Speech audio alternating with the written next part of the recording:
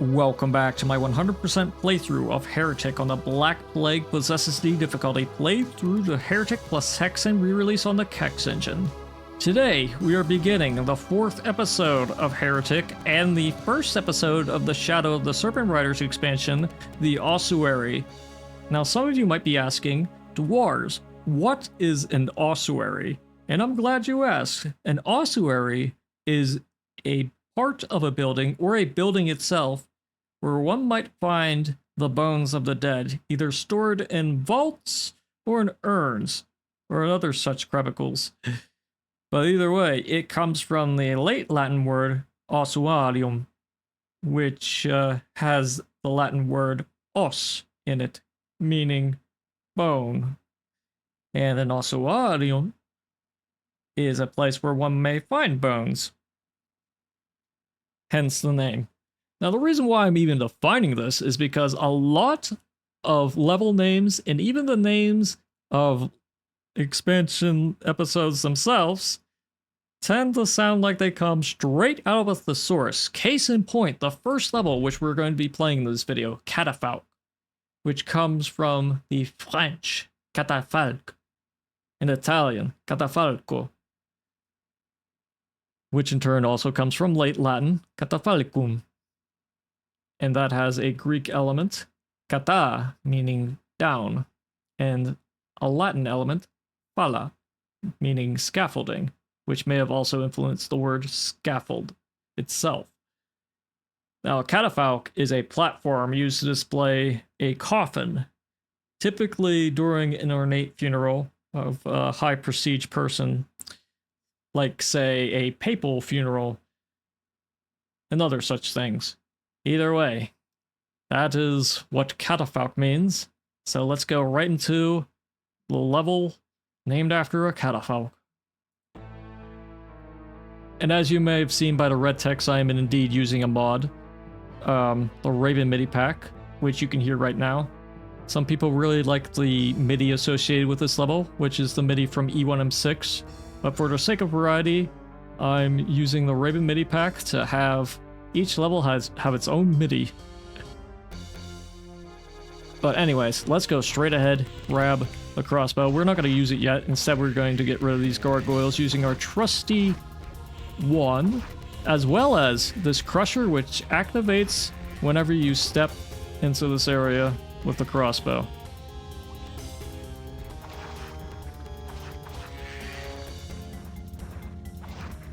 And for the patient player, you may be rewarded with crushed gargoyles.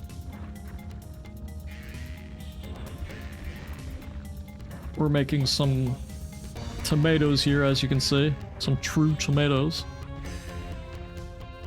You might get some ammo for your elven wand right here in this particular spot. Likewise, you can also get ammo for your crossbow on this side. And yes, that is an Ophidian shooting at us, but we're going to ignore him for the time being because we're going into here to grab this Tomo Power and the Silver Shield. Now these little hidey holes are where the fire gargoyles emerge from. There are only 2 in this part. Anyways, once you're done with all that, you can press this button, which will lower this area that has the bag of holding on it. The metallic platform? Yeah. We're going to grab that bag of holding and drop down to this area. And those with a keen eye who have played the original will immediately notice that a certain enemy is not here at the moment. Now, whither did he go to?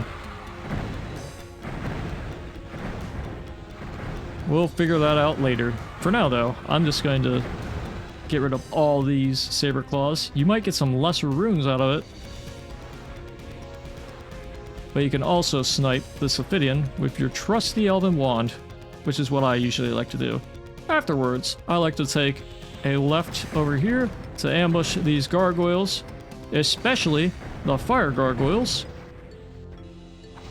And then we can get rid of the regular ones with our elven wand. And do the same for this Ophidian.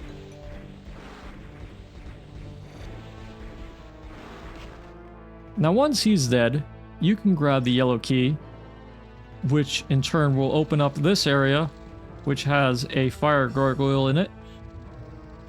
He may take the portal sometimes, he may be shot into the portal, and other times he'll crawl out to start firing at you. But either way, let's just take a deep breath and go right in. Because when you fire in this area, you will immediately be greeted by a maulotaur. And that's the enemy I was talking about earlier. And there are also leftover Ophidians. Now let's see if we can get this maulotaur to go into that portal that appeared.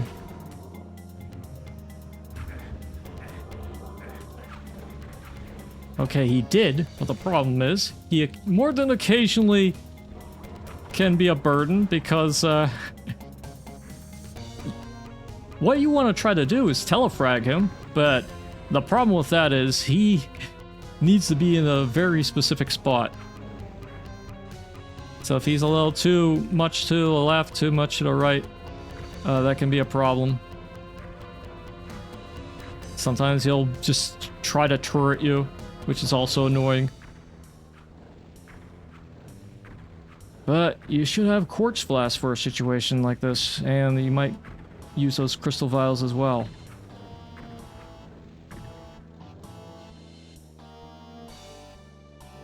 Let's see if we can do it now. And if that don't work, which sometimes it really does not want to,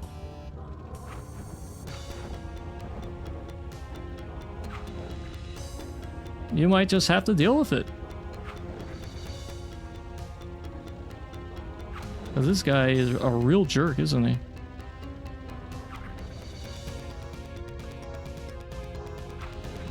In all my test runs, I'm usually able to telefrag him, but he does not want to cooperate whenever I hit the record button.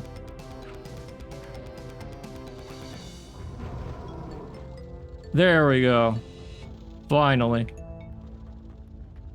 Now let me tell you, that is the hardest part of the level. And with that out of the way, we can finally go into this part of the level, which, relatively speaking, is nowhere as difficult. But don't get too cocky after doing something like that, because there are still enemies about, and they can very easily ruin your day.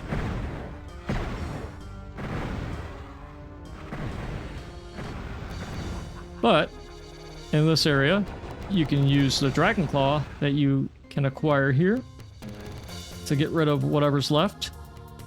And you can also go into here to fight some gargoyles, guarding this place where a button is. Now this button will open up this area with 2 disciples who you can play the peekaboo game with, or perhaps even the hit scan Harry game.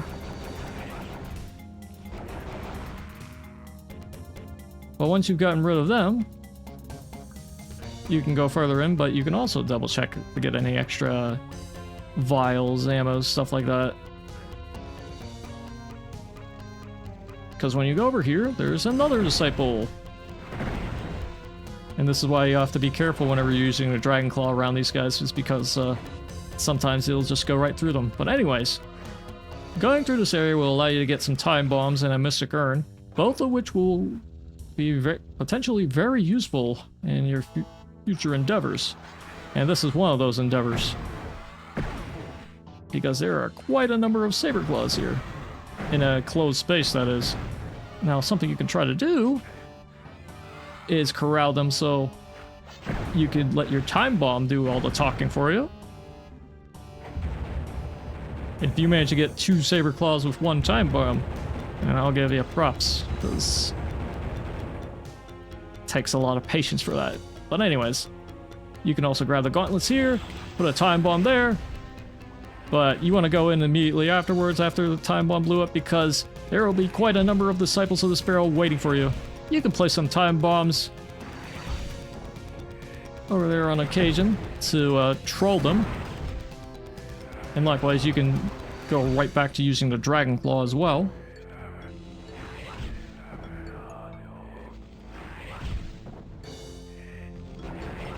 But regardless,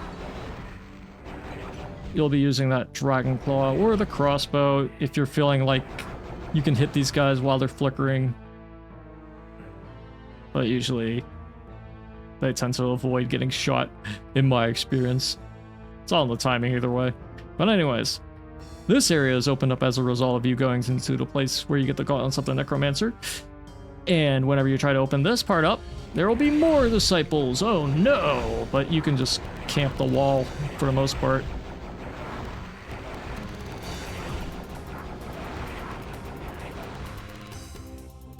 And achieve pretty decent results, I'd say. Anyways, here's another Saber Claw. Let's get rid of him with the crossbow. And get rid of his buddies as well. And you should be good to go. And it leads into this area, which counts as a secret. But when you go out, you want to watch out because there are fire gargoyles ready and willing to beat the snot out of you. In these little hidey holes, of which you can find nothing else in particular, really. But once you've done all that, if you're satisfied with all the health you got, you can go over here and press this button, which will reveal this teleporter. And I'm going to break out the morphobin we got in that area where you got all the pickups around the tower place with all the Ophidians. And speaking of Ophidians, let us use the morphobin chicken on all these guys, or at least some of them. Enough of them to make a difference, I'd say.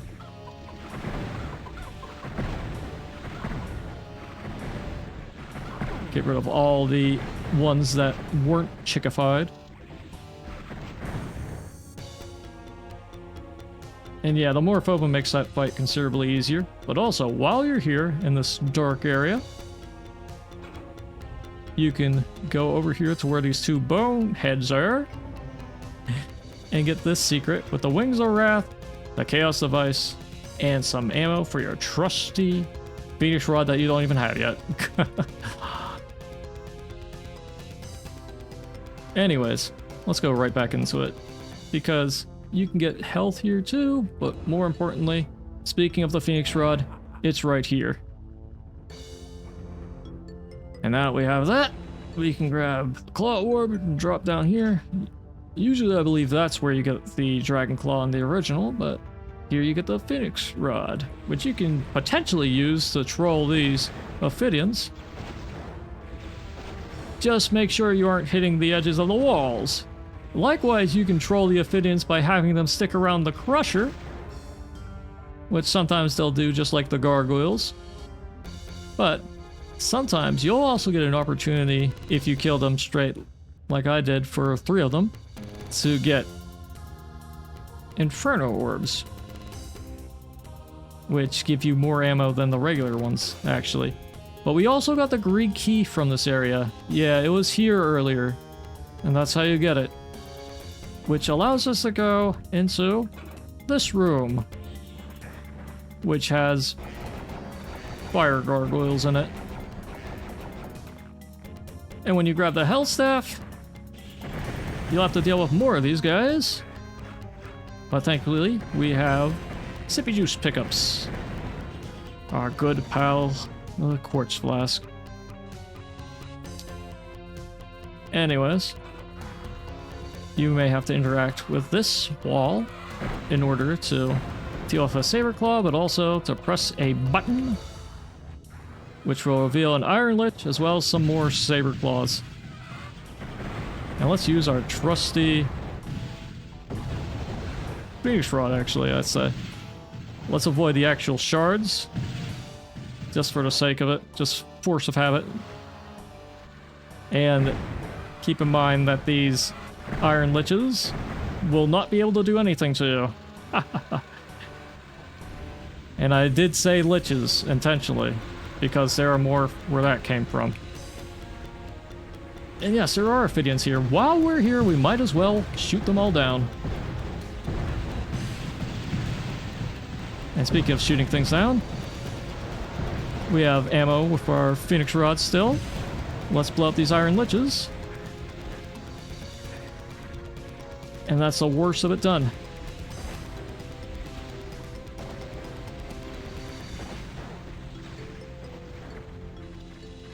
Whew.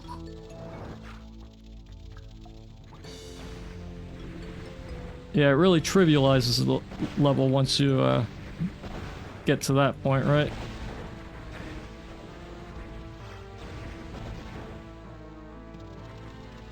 Now you can use the Phoenix Rod for that whole endeavor. And then switch to the Hell Staff once you've gotten rid of most of the enemies. Another thing you can do is what I did in the old playthroughs, is immediately grab the Ring of Invincibility and use it. And I might as well use it while I'm here. Because when you take that portal and grab the Ring of Invincibility, usually those guys like to get the drop on you. But we're better than that, right? Anyways, over here is a map scroll. In case you want to see all the missing areas. Like the little corners you haven't checked and whatnot at this point. But yeah, that's just about everything. However, when you press this button, there's going to be a saber claw here. And you know what? Chicken! Since I have the Morphobum from the Iron Lich, sometimes they might drop one. But at this point, it's fine whether you get one or not. And that is all the enemies, all the kills, all the items. And all the secrets, of course. And I didn't have an opportunity to use the Wings of Wrath or the Chaos Device. You can use those if you get in the pickle. I guess if you get in the pickle at this point, rather late on in the level, but not too much of a hassle. But when you're done, you can finally press this button. We didn't even use a Tome of Power. Let's celebrate by shooting our powered Hell Staff and exit the level. And that is Catafalque. And yeah, let me tell you, the hardest part of this level is very early on when you're dealing with the maulotaur in this new version, because you have to get them in a specific spot in order to telefrag them. Now, you don't need to telefrag them. You could simply let them hang around in that area if you really want to. You can kind of just ignore him and potentially, if you so wish, get the Phoenix Rod, maybe even the Ring of Invincibility, and roast him after you've dealt with all the Ophidians and whatnot. You might have some ammo left from that if you're just using the Hell Staff and shooting all the Ophidians and all the little balconies at the end of the level. You could deal with them that way and potentially go back to the maulotaur and roast him directly with a powered Phoenix Rod plus the Ring of Invincibility. You don't have to use the Ring of Invincibility like I did, or like I've been using for the longest time at this point, because you can just go in with the Shadow Spear and shoot all the Iron Liches. You have to go near the edge of their like little hole in order to get them all out. Just be careful when you're around there because you can fall into the hole, and those Iron Liches will shoot tons of projectiles at you. But usually if you have the Shadow Spear, the Crystal Ice Shard projectiles usually won't be too much of a problem. Whereas the fire projectiles, they'll definitely be a problem. And the tornadoes shouldn't be an issue should you just move slightly to the left or right. But yeah, the hardest part is definitely if you try to do the maulotaur telefrag technique, which saves you a lot of time, saves you ammo, and usually the maulotaur is more cooperative for me, but since I play levels slower whenever I'm doing playthroughs, because I like to take my time and explain certain things as opposed to zooming through the level whenever I can, that precious time I take explaining things results in a maulotaur moving slightly to the left or right of the radius where I can telefrag them, which is unfortunate, and that's why it took me 3 times and it took me all those items to do it properly. So your mileage may vary, but anyways, that is it for Catafalque, and stay tuned for the next level where we go into a level whose name is not as obscure as this one. Stay tuned for the next bit where we go into the Blockhouse, but until then, I'll see you when I see you, so see ya!